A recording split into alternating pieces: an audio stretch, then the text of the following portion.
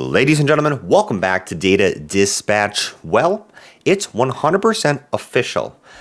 The Nasdaq-100 was just rebalanced. And about an hour ago, they officially came out with the announcement that Palantir Technologies is one of the stocks that will be included into the Nasdaq-100. For everybody that's been hoping for this, Santa came early. We're going to be talking about everything that you need to know with the anticipation that a lot of investors have been waiting for and that we've talked about in the previous few videos.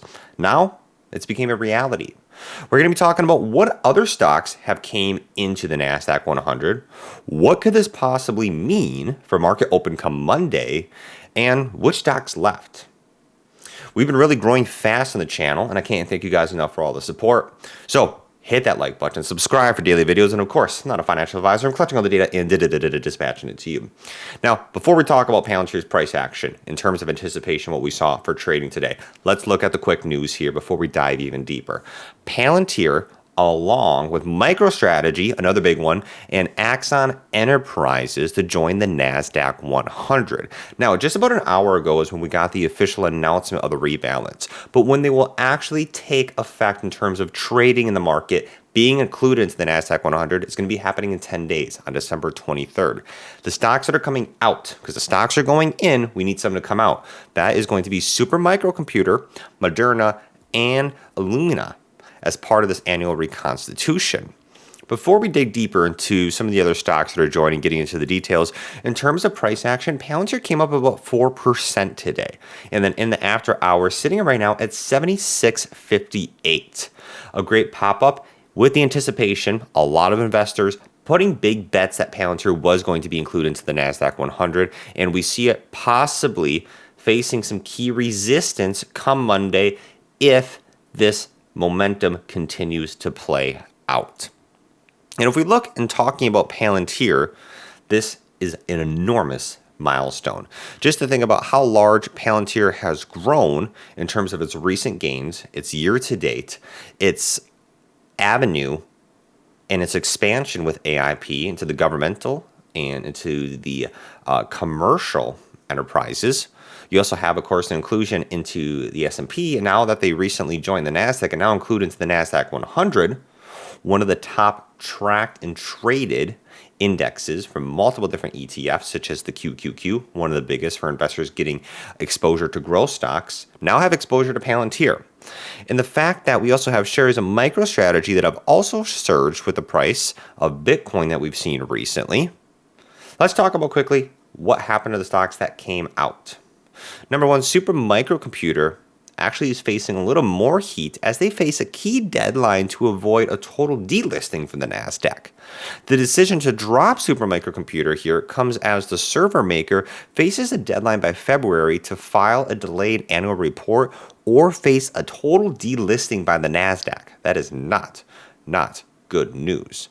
And the stock has had a volatile few months, as we know, talked about allegations for accounting manipulation, delinquent disclosures. We've seen a lot of bearish news in terms of things happening for Super Micro. So we'll keep you guys up to date on that. But nonetheless, big accomplishment for Palantir, a large milestone. What happens to the price action from here?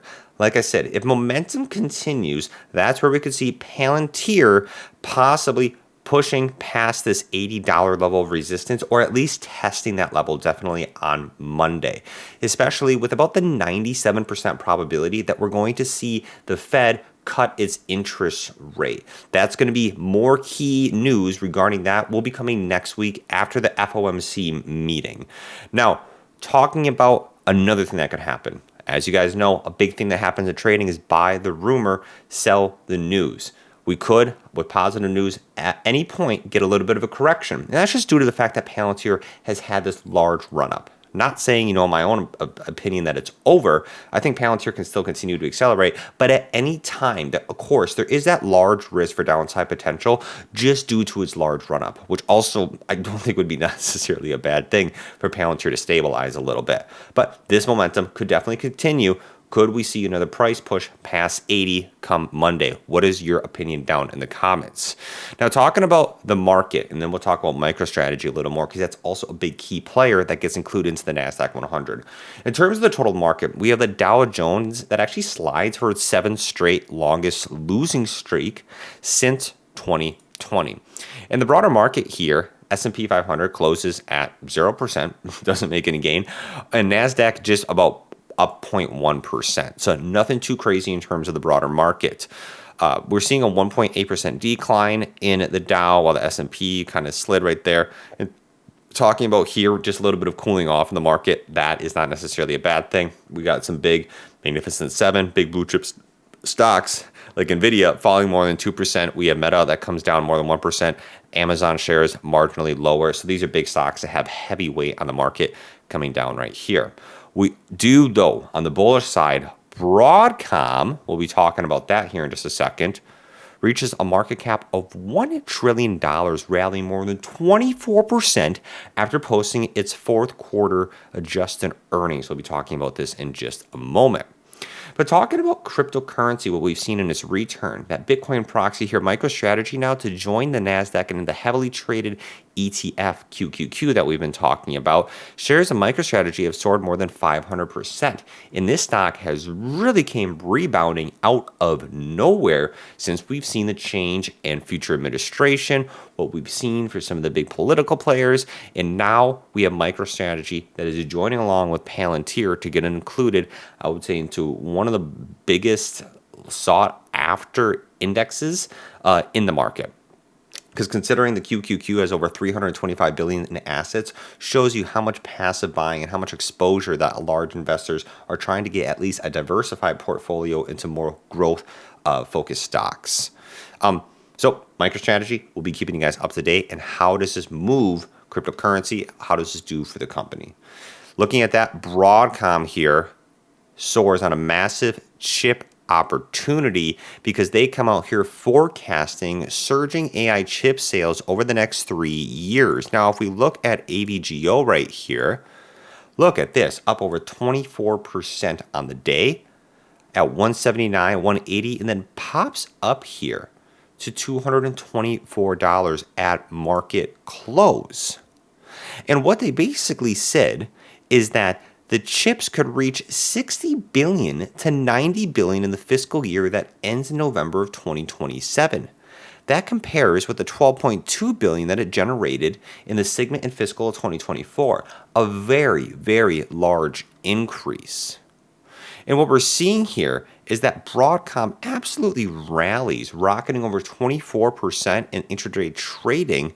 And well, Broadcom really broke out due to this double bottom base that people are looking at in terms of a technical analysis with a buy point at about 185.